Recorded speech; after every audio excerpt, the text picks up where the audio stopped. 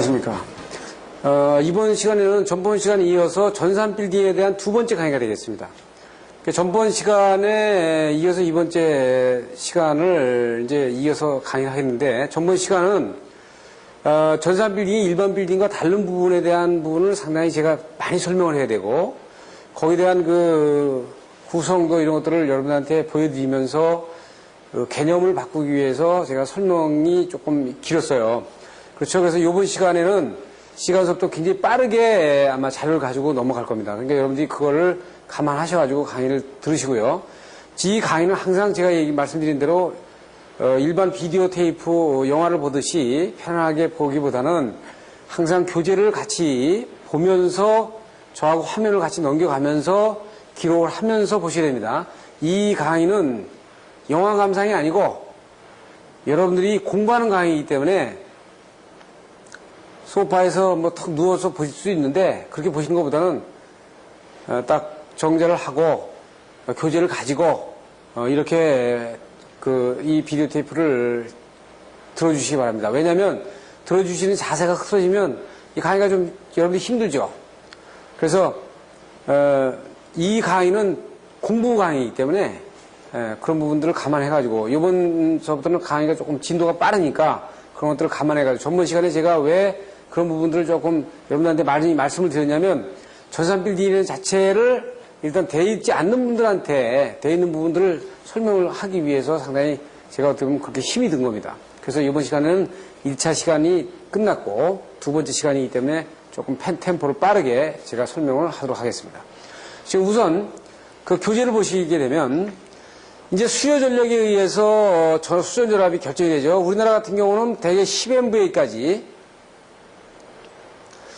22,900kV를 하게 되고, 많게는 뭐 12MVA까지 되지만 뭐 10MVA가 넘어가면 일단 154 kV를 수전하도록 이렇게 합니다. 근데 1일에 이 10MVA가 넘어가서 154 kV를 받게 되면 이 비용이 상당히 크죠. 그래서 우리나라 같은 경우는 이제 상당히 요거 좀 이제 앞으로 개선 여지가 있습니다만은, 이 선방선로라 그래가지고 그 지중선 공사가 안 돼 있거나 철탑 공사가 안 돼 있는 경우에는 그 공사비를 수용가에서 다 대야 되고, 그 다음에 154 kV 같은 경우는 한전에 대한 그 변전소를 또 활용해야 되고, 이런 부분이 상당히 많기 때문에 수용가들이 상당히 많이 꺼립니다. 그래서 이 10MVA 이내로 들여다니는 문제가 있다 보면 대용량 같은 경우는 상당히 그 고통을 많이 받죠. 그래서 그런 부분들을 고려해가지고 수요 전력이 커지면 수전 전압이 결정이 된다는 얘기죠.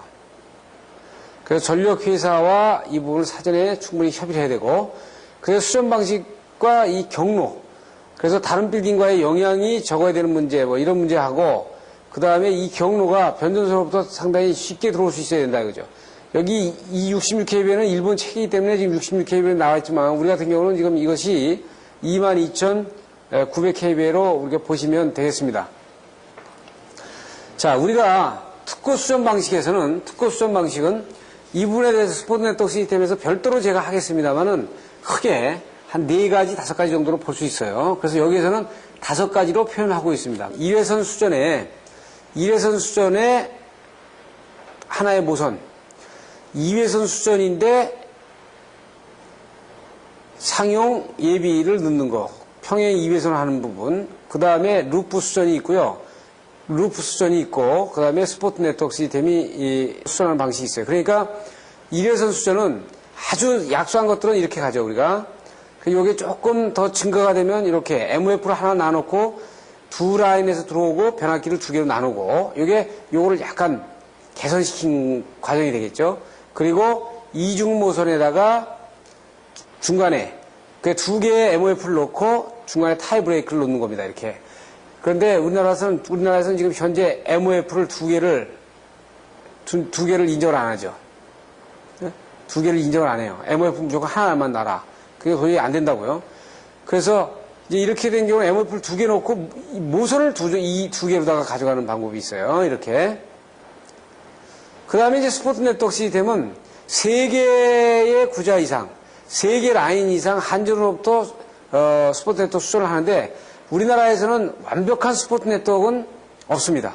왜냐하면 대전 청사, 제2청사에서 스포트 네트워크 시스템을 구현했다고 하지만 엄밀한 의미에서는 그건 스포트 네트워크 시스템이 아니라고 볼 수 있습니다. 그래서 그것은 왜냐하면 이 완벽한 스포트 네트워크 시스템을 하려면 한전하고 이 수영과학과 전부 다 시스템이 맞아떨어져야 되기 때문에 상당히 불가능하죠. 이거는 지금 좋긴 좋지만 우리 국내에서는 상당히 불가능한 부분이다. 그러니까 한전의 변전소가 스포트 네트워크 시스템을 보내도록 태세가 준비되어 있지 않으면 안 되니까 우리가 공부하는 차원에서 보기로 하고 이런 것이 이렇게 종류를 볼 수 있다라고 우리가 보시면 되겠어요. 정전 시간을 보게 되면 지금 여기에서는 지금 그 S라고 표현한 거는요, 일본 소화 이거였는데 이건 소화년도고 대개 소화년도에다가 25년을 더하면 석인년도이 됩니다. 그러니까 소화 62년이면 25년 더하면 87년이 되겠죠. 이게 1987년.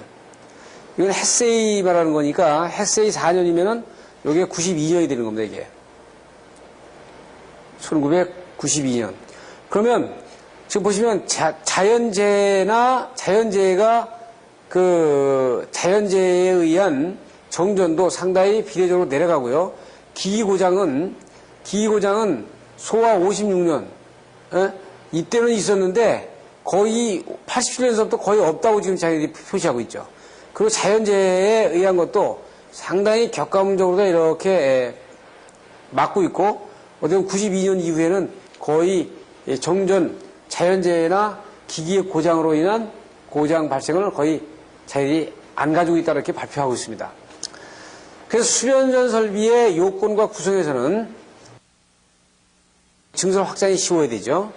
그 다음에 지상층이나 지하층 물 영향을 받지 말아야 돼. 전기실은 그랬죠. 그 다음에 전기 제시를 분할해가지고 독립구역을 하고요. 보수점검이 용이하도록 해야 되는 부분을 가지고 있습니다. 그래서 그 수변설비의 구성부포의 역할은 특고, 인입, 변압기, 고압모선, 그 다음에 고압변압기 2차측, 자가발전기 시스템보다 이렇게 6개 정도로 이렇게 구분해서 볼 수 있다, 이렇게 볼 수 있습니다. 자, 전산센터에서 우리가 이중화를 하는데 가장 중요한 거는 전산센터의 복수화는 첫째는 이제 모선이 되겠죠. 한전 모선. 그 다음에 들어와가지고는 이제 군의 모선입니다. 그리고 세 번째는 이제 발전기예요. 그 다음에 네 번째는 이게 이제 UPS의 모선입니다. 그렇죠. 전산센터의 복수화는 이 네 개의 모선을 어떻게 가져가느냐, 어떻게 복수화를 시키느냐가 중요하거든요. 그래서 지금 이 부분은 대부분 한번 봤어요. 그럼 발전기의 복수화는 어떻게 하냐? 그럼 발전기 기종 선정이 돼야 돼. 디젤로 할 거냐? 가스터빈을 할 거냐? 이렇게. 저는 전산센터는 무조건 가스터빈이라고 부르는 거예요.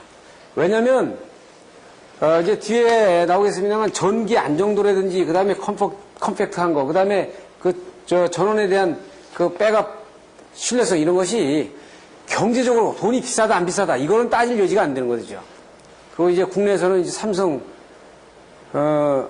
예전에는 항공이었습니다. 항공에서 이 가스터빈을 생산해서 나가니까 국산화가 가능해졌고 그러니까 뭐 메인테너ન્스에는 별 문제가 없잖아요.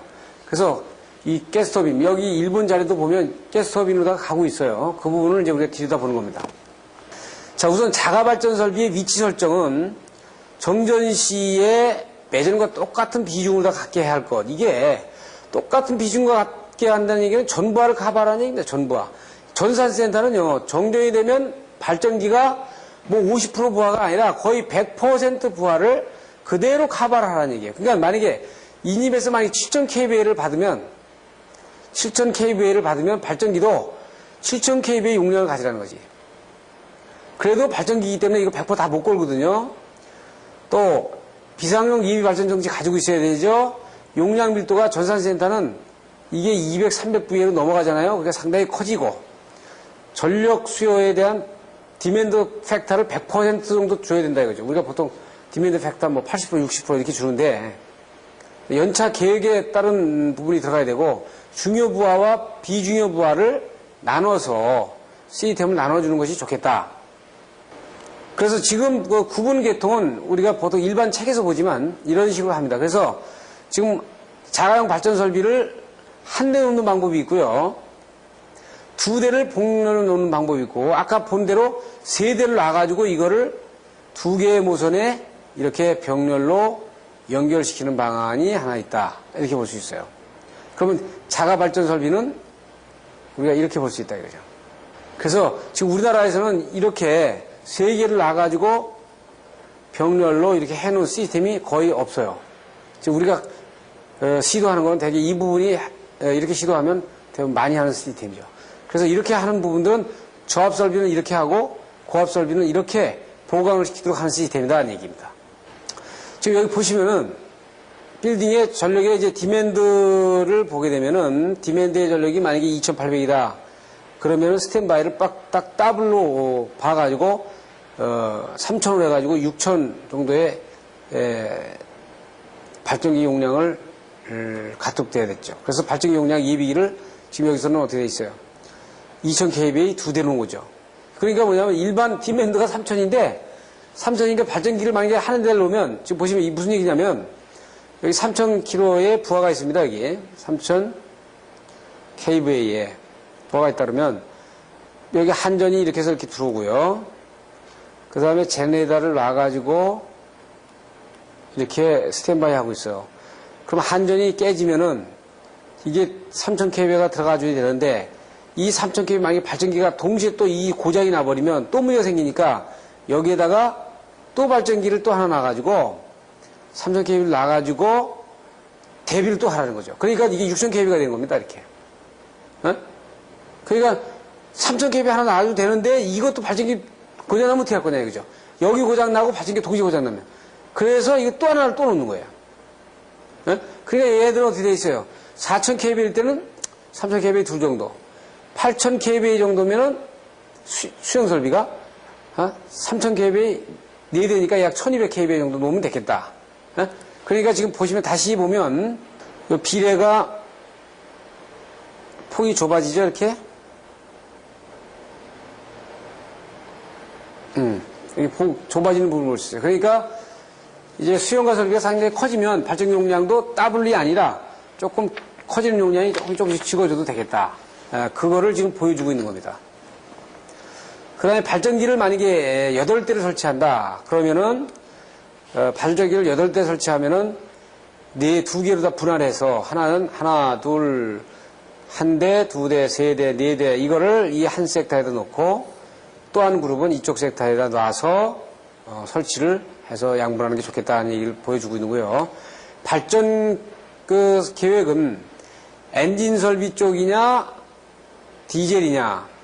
그래서 대용량 장시간 운전되는 경우에는 가스터빈 채용이 아주 유리하다 이렇게 얘기하고 있어요. 그래서 가스터빈이 지금 보시면 가스터빈 발전기를 별도의 강의를 합니다만 지금 이거는 소용량인 경우에 이렇게 컴팩트합니다. 이 건물대다가 설치해놓은 그 사진을 여러분한테 보여드리고 있는데 가스터빈 발전기는 디젤 발전기에 비해서 이렇게 컴팩트해요.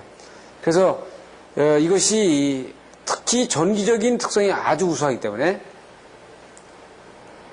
전기의 투입 특성. 이 투입 특성이 아주 우수하다.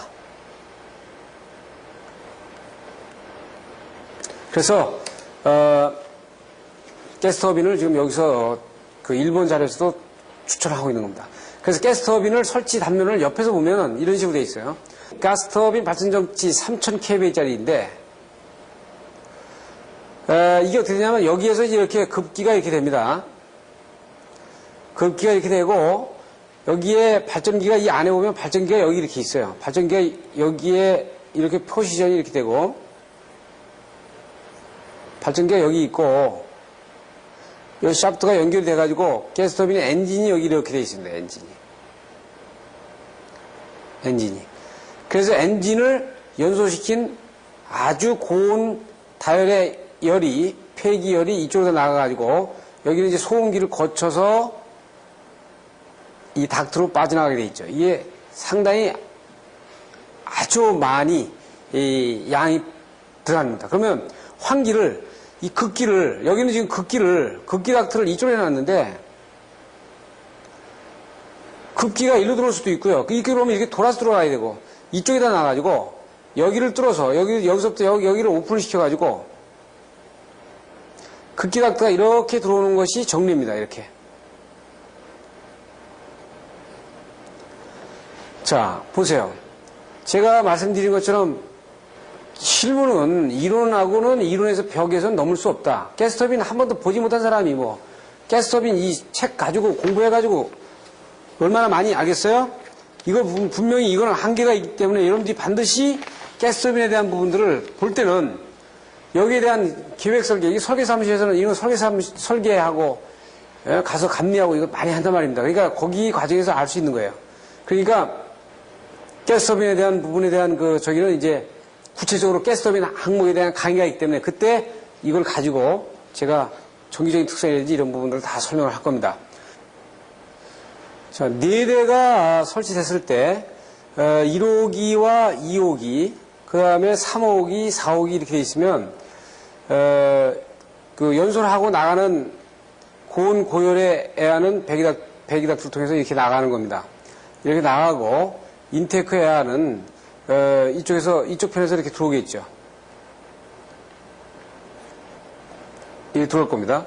그러다 보면 지금 여기 문들이 있는데, 여기 가스터빈 발전장치 문이 있는데, 이 부분을 처리하는 부분들은 만약에 이 문을 닫은 상태에서 이 문에 열고 닫는 부분이 자유로워야 가동 중일 때 이 인테이크 에어와 나가는 에어의 양이 맞은 겁니다. 만약에 이것이 나가는 양이 큰데 인테이크 에어가 만약에 적을 경우에는 이 문이 다시 안 열리죠. 닫혀가지고.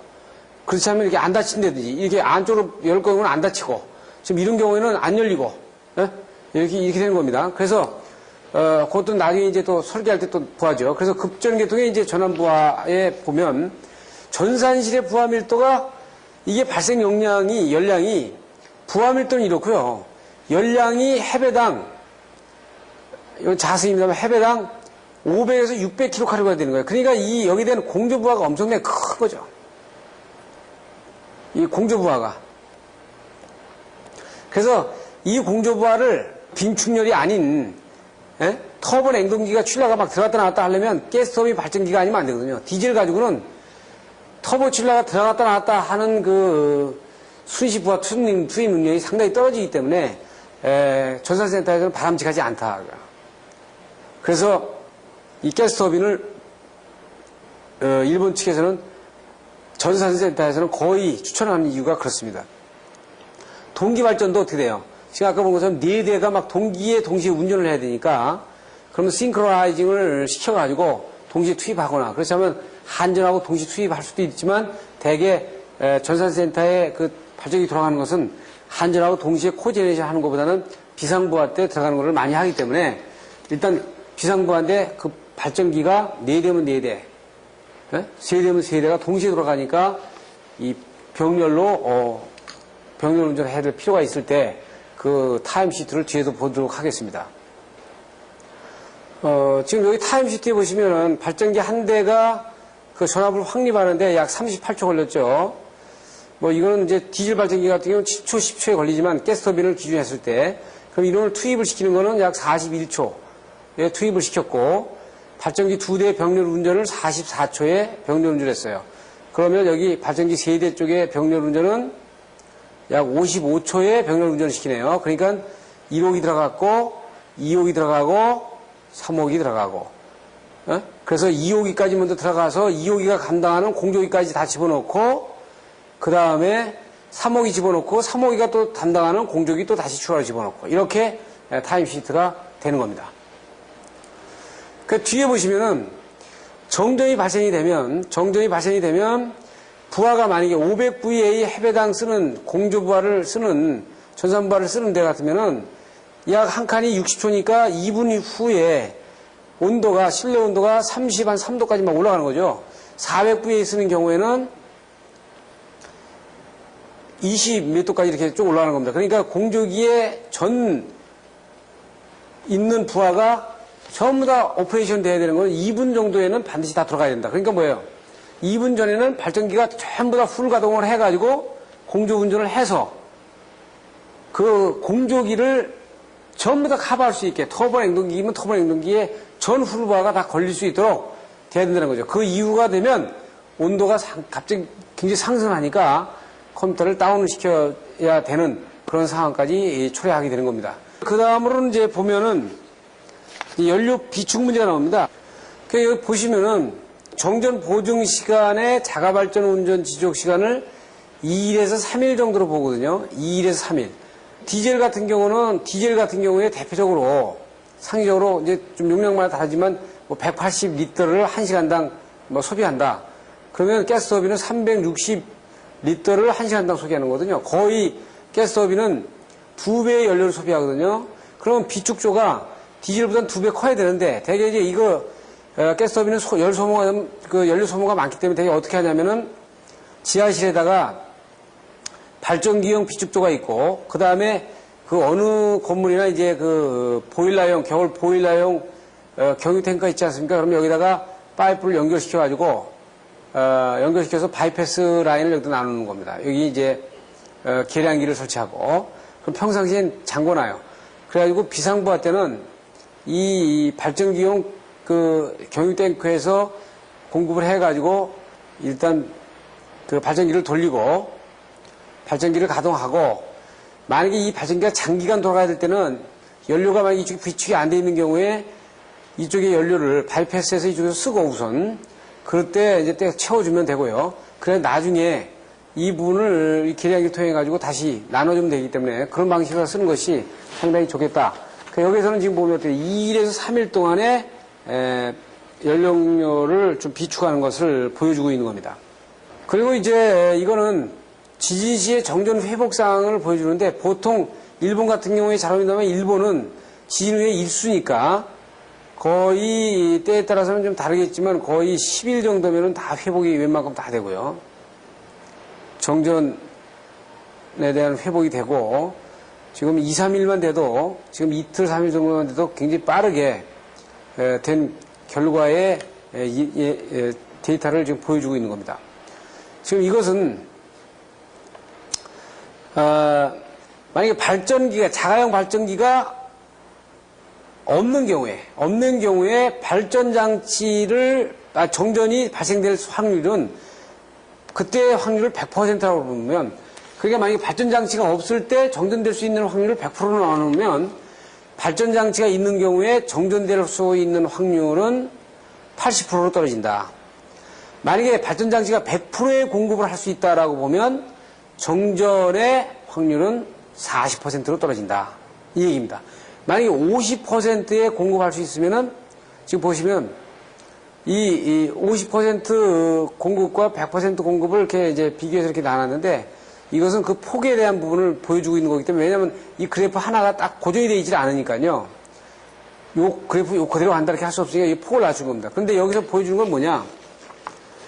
자가용 발전 설비의 그 운전 가능한 시간을 뭐 4일, 5일 줬는데 5일 정도 줘가지고 100% 공급을 해서 하면 약 정전 발생 시간을 40% 이하로 줄일 수 있다는 부분을 보여주고 있는 겁니다.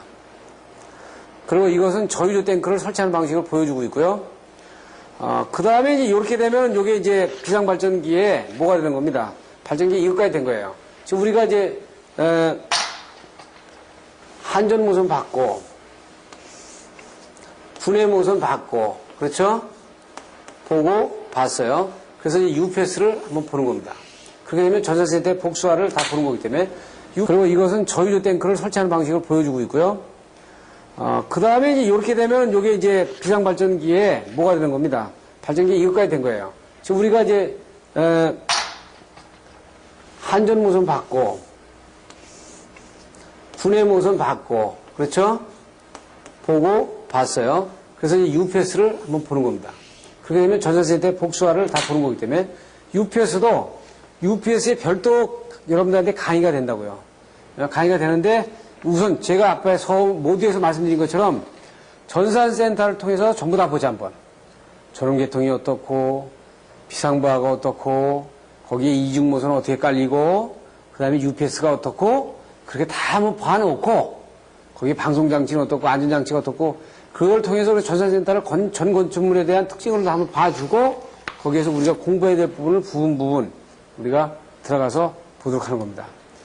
자, UPS는 이제 우리가 UPS라는 말하고 CVCF라는 말을 자주 쓰는데 여기서 여러분들 꼭 혼동하시지 않아야 될 거는 원래 CVCF라는 말은 국제적으로는 통용이 안 됩니다. 이건 일본에서 만들어낸 용어입니다.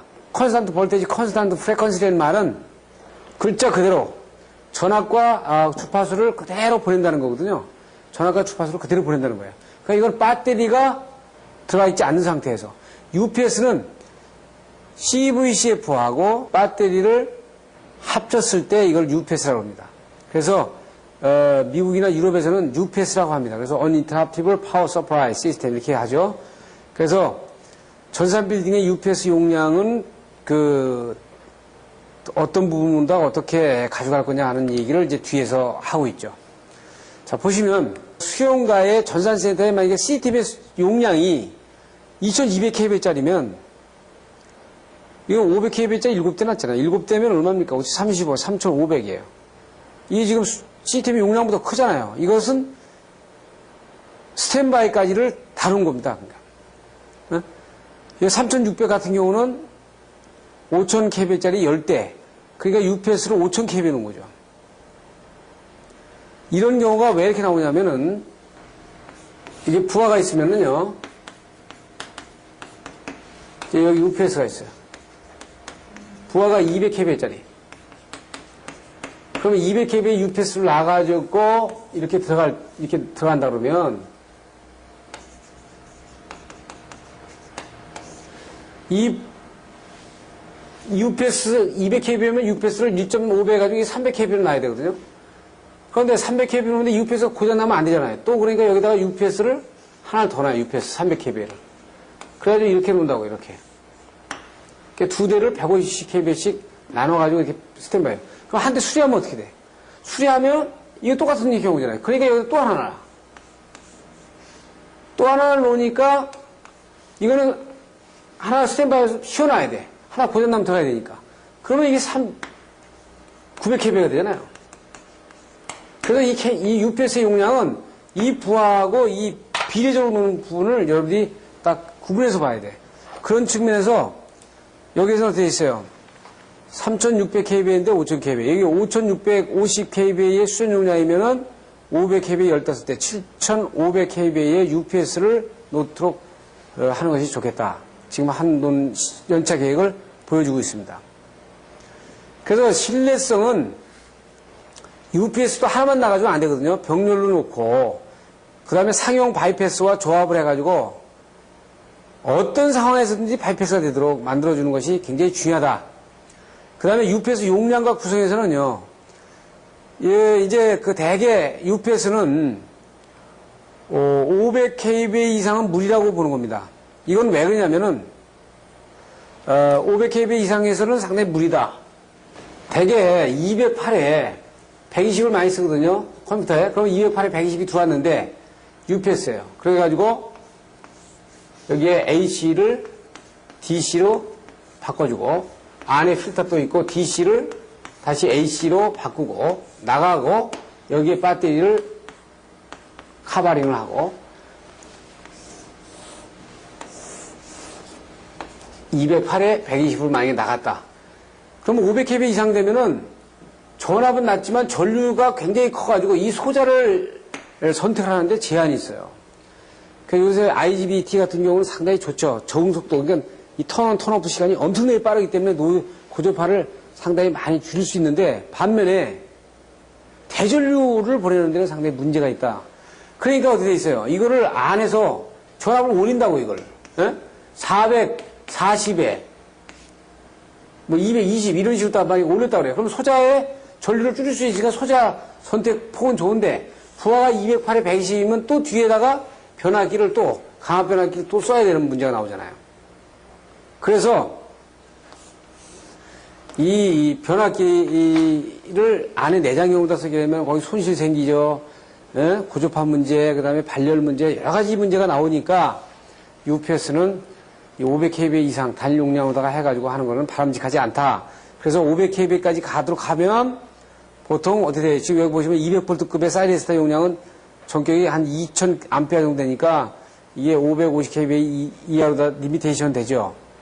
이제 UPS 할 때 보면 그 소자에 대한 부분을 제가 이렇게 시각적으로 여러분들한테 다 보여드릴 겁니다. 그런데 지금 보시는 것처럼 그래서 500kVA를 하나, 둘, 셋, 네 대를 놓게 되면 한 대, 두 대, 세 대, 네 대면 하나는 스탠바이로 봐야 됩니다. 하나는 없는 거로 봐야 돼요. 고장이 났을 때 들어가니까 500kVA면 이게 2000kVA지만 실질적으로는 1500kVA가 걸린다고 봐야 돼. 그렇죠? 그렇게 되면 이 부하는 얼마를 담당하냐면 약 한 1500kVA나 한 1000kVA 정도 담당한다 그러면 상당히 가장 좋겠죠. 그래서 이 1000kVA를 이게 나눠서 이 세 대가 나눠서 담당하다가 한 대 고장나면 이거 들어가고 그 수리를 하는 동안 쉬고 이렇게 하도록 해야 이 시스템이 안정도가 좋다 이거죠. 지금 이 그림은 UPS 시스템의 결손도의 예를 보여주고 있는 거고요. 이제 그 다음에 이제 시스템의 발전을 보게 되면 이렇게 중요합니다. 지금 보시는 것처럼 시스템이 어떻게 발전이 됐냐면 처음에는 UPS 1, 2, 3 해가지고요. 여기서 CPU로 해가지고 1번 부하, 2번 부하, 3번 부하 이런 식으로 나갔어요. 가만히 보니까 이게 UPS가 고장났을 때 문제가 생기더라. 그러니까 여기다 돼 있어요. 이 메인에서 들어가는 절체 수치를 나가지고 UPS가 만약에 다운이 되면 이쪽에서 이렇게 들어가도록 이렇게 발전이 된 겁니다. 또 그렇게 되는데 어떻게 돼 있어요? 이걸 다른 모선으로 해놓으니까 좀 문제가 있다. 그러니까 이걸 이중 모선으로 해가지고 했어요. 이중 모선에서 이렇게 발전을 시킨 겁니다. 또 그것도 좀 문제가 있다 보니까 2차, 여기 2차는 이중 모선이 됐는데 2차가 이중 모선이 안 되니까 문제가 생길 수 있다 그러면 1차도 이중 모선을 하고 2차도 이중 모선으로 이렇게 해놓는 이 방식을 썼고요. 그 다음에 이제 다섯 번째는 UPS 1, 2, 3 이렇게 있고 2차에 이 보게 되면 여기 이중 모선을 하면서 이 UPS-C라고 현장을 구분해서 나눴죠. 이게.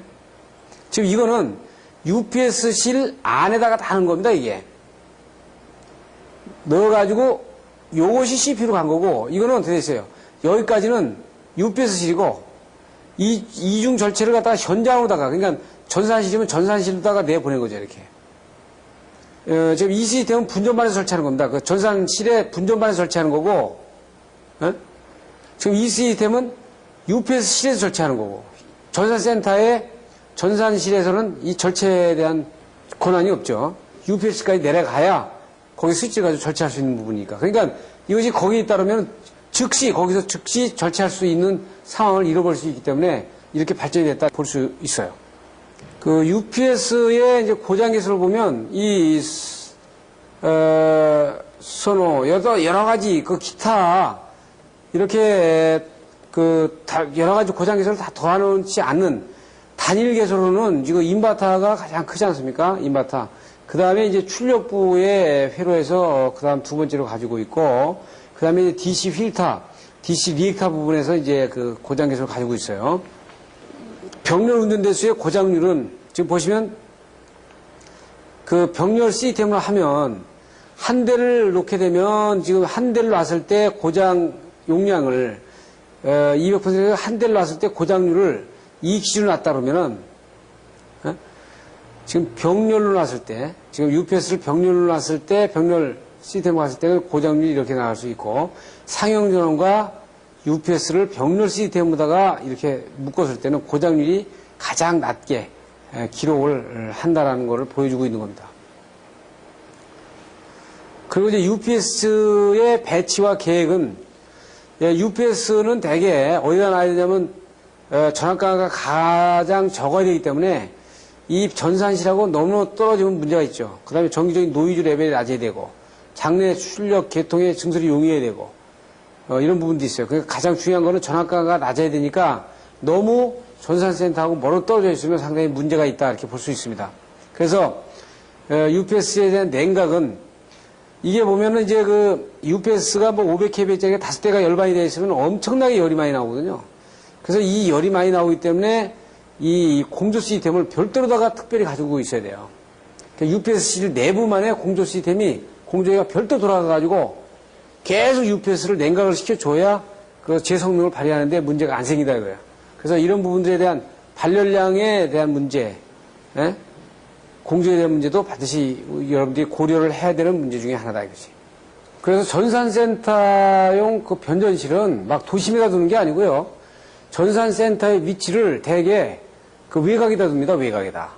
그러니까 전산센터는 뭐 도심에 와가지고 그 겉에서 보기에는 사람이 많이 들락날락거리질 않아요. 그래서 사무실이 그 오퍼레이터들만 이용하는 거기 때문에 안에 장비들만 쫙 들어가 있고 사람들이 근무하는 부분이 아니기 때문에 되게 교외로 둡니다. 그래서 교외로 두게 되면 이제 용지에 대한 어떤 그 넉넉함 이런 부분들이 있기 때문에 발전기 같은 경우도 막 지하로다 집어넣고 막 이러지 않고 변전식 파워프린터도 지하로다 집어넣는 것보다는 옆에 프린터를 만들어가지고 이렇게 할 수 있는 그런 부분들이 상당히 있어요.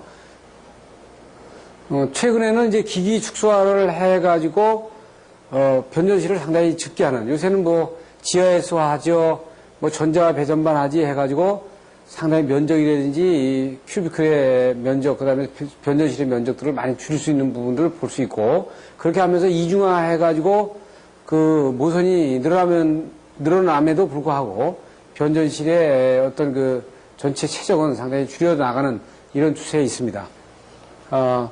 그리고 이제 배전 방식은 중간 전압을 보통 400V 배전을 하는데, 전산센터 같은 경우는 이렇게 롱스판으로 가가지고 대형 건물이 아니고 모층짜리 보통 교회에 이렇게 짓고 하기 때문에 400V 배전이나 그렇지 않으면 3300V 배전 가지고 충분한 상황을 볼 수 있어요. 그리고 그 전산센터의 밑에 혹은 그 전산센터 층에다가 서브 변전소를 놔가지고, 여기 파워 아일랜드라고 했는데 서브 변전소를 놔가지고 거기까지 중간 배전을 놔가지고 전산센터의 용 UPS 장치도 변전실에서 올라가는 게 아니고 그 옆으로다가 끌고 가서 그 옆에서 바로 다이렉트로 전원을 공급하는 방식들도 많이 씁니다. 그래서 그런 내용들이 지금 파워 아일랜드 방식에서 소개를 해주고 있고요. 중앙감시반 계획이라든지 감시 제어 방식과는 요새 상당히 많이 변하고 있기 때문에 여러분들 유인물을 참조하시면 좋겠습니다. 그래서 이제 매듭말을 보면 계속적으로 얘기 나오는 게 신뢰성 문제하고 대용량이 가다 보니까 거기에 대한 그 UPS라든지 비상 전원 문제 발전기 장치의 그 전원 용량을 선정하는 그런 거에 대한 부분이 계속적으로 반복적으로 강조가 되고 있습니다. 뒤에 보시면 이것이 이제 그 UPS실만 쭉 놔둔 배치를 해놓은 상태를 보여주고 있고요.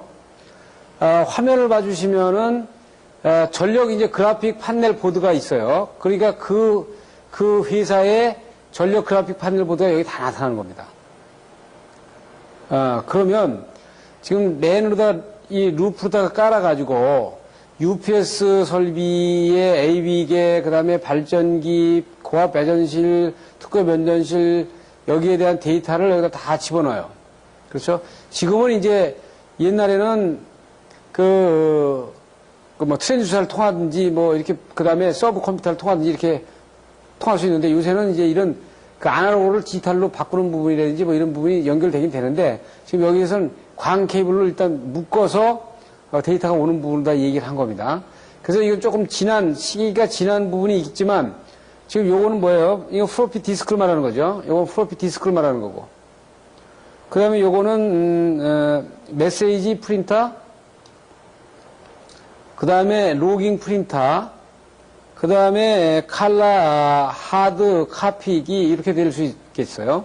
그럼 여기 A, B계로 나눠가지고, A계, B계로 나눠서 이 시스템을 반으로 이렇게 나눠놓은 거죠. 나눠놓는데도 이 시스템이 만약에 다운이 되면 이 시스템에서 받을 수 있고, 만약에 이 시스템에서 다운이 되면 자료를 이 시스템에서 받을 수 있는 거예요.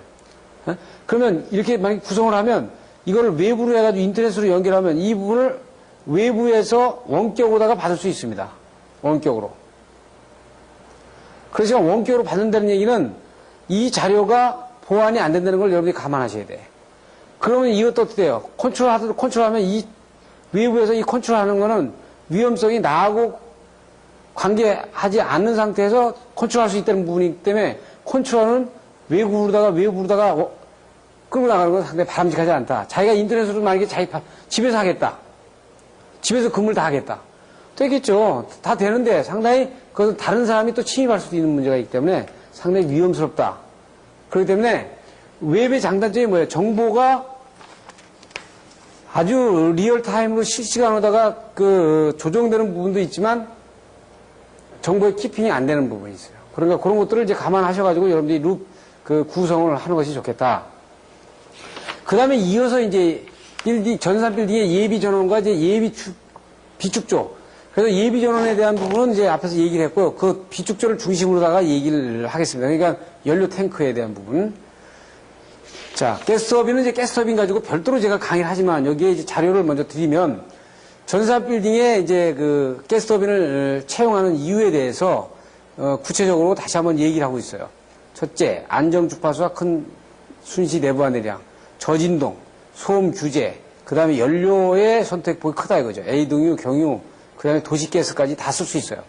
그래서 이제 이렇게 에어가 일로 들어가가지고 이 브레이드에서 압축이 돼가지고 여기서 연소를 해서 나가는 겁니다. 그래서 여기에 샤프트가 연결이 돼 있어서 다 발전기는 여기에 앞에 연결이 돼가지고 여기에서 이제 배기가스가 바깥으로 나가게 되겠죠. 이렇게. 그래서 이 부분에 대해서는 제가 구체적으로 가스터빈에 대해서 설명을 별도 시간을 가지고 강의를 합니다. 여러분들은 우선 여기서 비상발전기의 가스터빈이 전산센터에서 어떤 형이 쓰는구나, 어떤 타입으로 쓰는구나만 여러분들이 보시면 되겠어요. 그래서 가스터빈의 배치 계획, 예? 그래서 가스터빈의 발전 설비의 특징, 보수 유지 문제, 발전장치의 기능 수행하는 문제, 이것들은 전산센터의 비상전원의 가스터빈을 왜 이렇게 얘기하는가를 먼저 우리가 봐야 여러분들이 전산센터 나중에 가스터빈을 얘기할 때 정말 전산센터에서 그때 배울 때 보니까 이 발전장치에 대해서 가스터빈을 계속 강조하더라. 그거를 여기서 보고 가야 여러분들이 가스터빈을 강의할 때 그런 내용을 여러분들이 염두에 두고 듣는다는 얘기죠. 그래서 이건 보유 거리를 나눈 거니까 여러분들이 참고를 하시면 되겠습니다. 그리고 이제 급배기 설비가 있는데 발전 설비에서 제가 이제 가스터빈에서 설명하겠지만 가스터빈의 상당히 중요한 부분은 디젤과 다른 것이 급기 시설이 상당히 제 용량대로 돼야 되는 게 상당히 아주 큰 관점이에요. 그래서 급기 계통이 만약에 지상으로 가게 되면 자연급기까지 됩니다. 지상으로. 지하로 가더라도 이걸 굉장히 크게 나누면 인테크 에리아를 크게 나누면 되는데 어떻든 자면 3m per 세크 이하가 되도록 해야 되고요. 유입 속도가. 팬 급기 방식은 상당히 위험해요. 왜냐하면은 만약에 팬이 돌지 않아가지고 발전기가 도는데 만약에 급기를 못해서 발전기가 섰다 그러면 이건 앞뒤가 전말이 뒤집어진 거 아니에요? 팬은 전원을 받아야 들어가는 거니까. 그래서 팬 급기는 추천할 만한 것이 못 됩니다. 그러니까 여러분들이 팬 급기 방식은 쓰지 않는 것이 좋다. 그러니까 자연적으로 드라이에리아를 확보해가지고 급기하도록 하고요. 환기는 이제 실내 온도를 상승하는 것을 막기 위한 환기가 아주 주된 겁니다. 그래서 지금 관련 파라미터 해가지고 지금 여기 들어와 있는 식을 보여주고 있어요. 그래서 환기량의 설계상에 주의점 나와 있는데 보통 가스터빈을 설계를 하게 되면 설계 용량에 따라서 메이커에 따라서 환기량이 얼마나 필요합니다라는 데이터가 딱 나와져 있어요. 네? 그래서 500kV짜리는 지하 밑에 쓰면 몇 바이 몇 인테크 에리아가 필요합니다. 이렇게 주어지니까 이걸 가지고 여러분들이 보시면 되겠다는 얘기입니다. 자, 보시는 것처럼 팬 급기는 지금 보시면은 급기를 팬으로 해가지고 넣어서 다시 팬으로 나가는 방식. 바깥에 넣는 것만 팬으로 하고 나가는 건 자연으로 나가는 방식. 이돼 있죠? 나가는 거를 자연으로 들어와가지고 나가는 것도 자연으로 나가는 게 가장 좋아요. 그러니까 여기 배기도 이 팬을 쓰지 않는 것이 좋겠다. 자연으로 들어와가지고 자연으로 밀어서 나가는 것이 가장 좋다. 이거는 왜냐하면 팬을 안 놓게 되면 고장 개소를 하나씩 더 만들어 놓는 개소가 되기 때문에 이건 상당히 바람직하지 않다. 이렇게 여러분들한테 말씀드리고 싶고요. 배기를 하는 방법은 급기를 하면은요. 지금 이 방법은요. 이렇게 몸체를 시켜준 것은 급기 회한을 통해서 나가는 방식으로 말하는 겁니다. 이렇게. 그리고 이 안에 공기는 데워져가지고 여기 급기 회한을 나가고, 그 다음에 여기에 들어와서 연소를 시킨 놈은 일려서 이렇게 나가는 방법. 이 방법을 쓰는 거예요. 대개 어느 방법을 쓰냐면, 급기 회는 급기 회인대로 따로 있는 게 아니고, 보통, 여기에 연료조를 같이 집어넣어가지고 일로 나가고, 냉각을 시켜주는 거를 따로 보내는 방식들을, 이런 방식들을 가장 많이 써요. 그래서 이런 거 같은 경우는 엔진으로다가 급기를 따로 주고, 외부에 급기 따로 주는 거, 이런 방법들이거든요. 그러니까 이런 것들은 이렇게 쓰진 않고 되게 많이 쓰는 방법들이 되게 이 방법을 많이 쓴다고요. 지금 이 방법을 상당히 많이 쓰죠. 네. 자, 그래서 급배기 설비에서 배기계통은, 이게 아주 고온 고압이란 말입니다. 상당히 배기 온도가 아주 높아요. 600도면 여러분들이 이렇게 쉽게 상상할 수 있는데, 엄청나게 높은 온도입니다. 거기다가 압력이 굉장히 많죠. 그러니까 유속이 지금, 굉장히 빠르기 때문에 이 백프레셔가 300mm AQ 이하로다가 제한해야 발전기 용량 출력에 영향을 안 받기 때문에 그 많은 온도가 높은 발전기에 그 다음에 많은 양이 나가는데 그걸 갖다가 원활하게 내보내려면 건축적으로 내화벽돌이라든지 이런 처리 가지고는 안 돼요. 그래서 그 가스터빈 발전기를 지하에다가 저 깊은 데다 집어넣어가지고 올리는 거는 상당히 바람직하지 않다. 가장 좋은 거는 1층 파워플랜트를 별도로 만들어가지고 자연 급기에서 자연 배기로 나가는 방법이 가장 바람직한 방법입니다. 그래서 요 근래 많이 쓰는 이 AS 파이프를 쓰게 되면은 전혀 무관 없이 이 AS 파이프를 쓰게 되면 단열 공기 마찰을 전부 다 줄일 수 있는 부분이 있기 때문에 이 발전기의 배기의 문제는 전부 다 해결할 수 있어요. 그래서 발전기 때 또 자세히 이 문제에 대해서 설명을 해드리도록 하겠습니다. 뒤로 가보면 이제 전원 공급 품질에 대한 문제는 우리가 그 발전기의 그 용량을 구할 때 보게 되면요. 이런 공식이 있죠.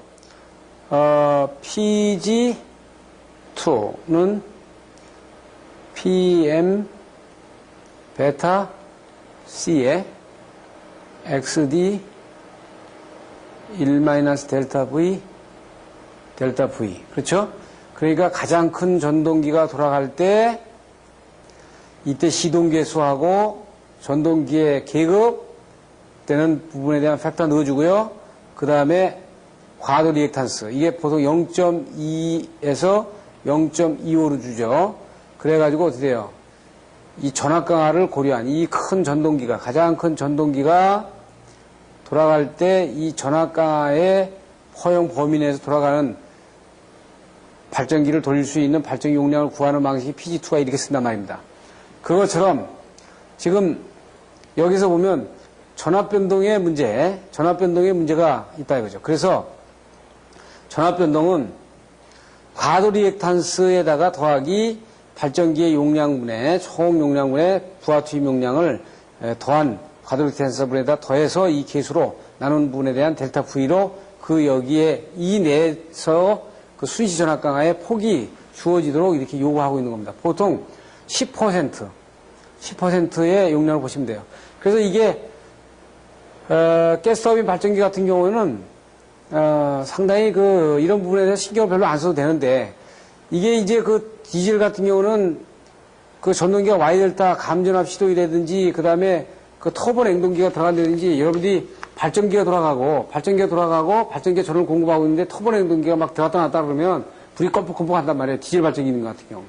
그러니까 전산센터 같은 경우는 아까도 앞에서 말씀드린 것처럼 전부하를 발전기가 다 커버해야 돼요.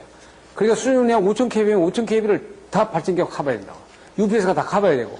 그러니까 그럴 때는 터보의 출라가 들어갔다 나왔다 하는 부분들이 자연스럽게 들어가야 되니까 이런 부분들에서는 상당히 디젤 같은 경우는 이 과도 리액탄스 부분 이런 부분이 상당히 신경을 많이 써야줘야 되는 부분이기 때문에 취약하죠. 그래서 가스터빈 같은 경우는 이런 부분들을 고려하지 않아도 상당히 괜찮다. 나중에 이제 가스터빈 가지고 자세히 배울 때 제가 분명히 그 강의가 있기 때문에 그 강의 때 여러분들한테 말씀드리도록 하겠습니다. 그래서 이 표는 여러분들이 참조를 하시고요. 주파수 변동도 뒤에 표에 나오겠지만 풀로드가 걸리면 주파수가 떨어지는 거예요. 그 다음에 아주 경로드가 걸렸을 때 주파수가 올라가요. 그러니까 부하가 안 걸렸을 땐 주파수가 61사이클이나 62사이클 걸려 있는 거예요. 그게 풀로드 걸렸을 때 주파수가 딱 맞도록 되어 있거든요. 그래서 주파수 변동식은 지금 이 식과 같이 우리가 쓸 수 있습니다. 그래서 가스터빈 같은 경우에는 큰 부하 투입이 있어도 주파수 변동이 작다. 전압 변동이 작을 뿐더러 주파수 변동도 상당히 적어요. 이 폭도. 그리고 이제 파형이 일그러지는 것은 고주파 때문에 그러니까 이 고주파는 이 UPS 때문에 고주파가 많이 발생이 되니까 요새는 용량을 적게 해가지고 IGBT 방식으로 해가지고 소용량으로 해서 PWM 방식으로 해서 고주파의 양을 발생하는 양을 억제하는 방식들을 많이 쓰고 있습니다. 그래서 UPS의 기능은 이제 이 아마 전산센터의 강의가 전부 다 끝나면 UPS를 별도로 제가 강의를 하는데 UPS에 대한 기능과 그 다음에 이에 따른 주의사항 문제, 그 다음에 장점 문제 이런 문제들을 이제 고려해서 여러분들이 이 시스템을 구성할 때 고려해야 되는 부분들을 여기서 얘기를 하고 있는 거고요. 그래서 그 UPS는 이제 백업으로 그러니까 요게 CVCF라면 지금 어떻게 엄격하게 얘기하면 요게 이제 요 축전지가 빠져 있는 것이 CVCF거든요. 요거 들어가면은 요게 이제 CVCF가 UPS가 되는 거거든요. 요것은 이제 요 부하에서 여기 자체 UPS 문제가 생겼을 때 바이패스 스위치가 있어가지고 이 부하를 그냥 바로 이쪽 전원 쪽으로다가 바로 넘겨주는 바이패스 스위치입니다. 그래서 UPS의 기본 구성은 이제 다른 구성하고 이렇게 돼 있다는 부분을 보여주고 있는 거고요. 지금 조금 전에 말씀드린 대로 주파수가 부하가 낮을 때는 이게 주파수의 수화 특성이라고 얘기하고 있는데 여기는 50Hz 기준으로 해놨어요. 우리는 60Hz니까 여기는 이게 참고하시면 되겠습니다. 이게 만약 60Hz면은 이게 아마 60 한 1 되겠죠. 이게 59 정도 된다고 치면은 이렇게 경부하 때 61Hz로 주파수로 가고 있다가 이것이 되게 이제 어떻게 하냐면은 이런 곡식도 이렇게 갈 수도 있지만 100% 부하 때 60Hz에 맞게 이렇게 많이 합니다. 그러니까 50Hz 때가 아니고 100% 부하할 때 맞게. 그러면 이건 어떻게 좋으냐면 평상시에 거의 50Hz, 50%의 부하에 거의 노멀하게 걸려있다. 그럴 때는 50Hz 때 가장 주파수 특성이 50% 부하할 때 가장 주파수 특성이 가장 정확한 부분에 위치하는 것이 가장 좋겠죠. 연료 지정량, 아까 이거는 뭐 일본의 법규 문제니까 여러분들이 잠깐 말씀드렸죠. 보통, 2일에서 한 3일. 그러니까 발전기에 연료의 저장량을 2일에서 3일 정도 봐주고요. 그래서 가스터빈은 디젤에 거의 곱하기 2를 해줘야 된다. 그 부분만 보시면 되겠어요. 이거는 일본의 경우니까, 이건 또 한국의 소방법이 다르니까 이건 좀 비교해서 우리가 참조를 하면 되고, 저장소의 구분이라든지 지하 탱크의 저장소 이런 문제들은 어떤 비교를 어떻게 해라. 지금 이런 것들도 자체도 이제 앞으로, 이것이 ISO에서 나오는 기준이 있습니다. 이 자체도 마찬가지고. ISO에서 나오는 기준이 있어요. 그러니까 이거를, 비교해서 가야 될 거예요. 지금은 이제 우선 우리 국내 소방법에 의해서 정리를 하시면 되겠다. 요거는 이제 일본의 전산센터 걸 보여주고 있는데 만약에 보세요. 4000kb짜리 용량에 여기는 85,000리터고 여기 3,500에 88,000리터잖아요. 이건 뭐냐면 뭘 뜻하냐면 가동시간 예비율을 얼마로 두느냐. 그 다음에 여기 예비 대수가 몇 대냐 하는 거에 따라서 달라지는 거예요. 이거하고는 관계없이 예비 대수를 많이 줬으면 이 용량이 커지는 거죠.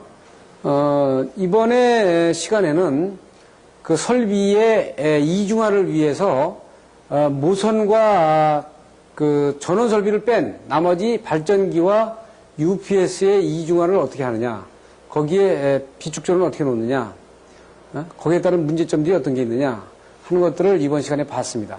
그래서 이번 시간까지는 이렇게 전번 시간과 연결을 해가지고 전체의 모선 이중화, 예비전원 이중화까지 이중의 시스템에 대한 그 확장성에 대한 부분들을 검토해 봤습니다. 감사합니다.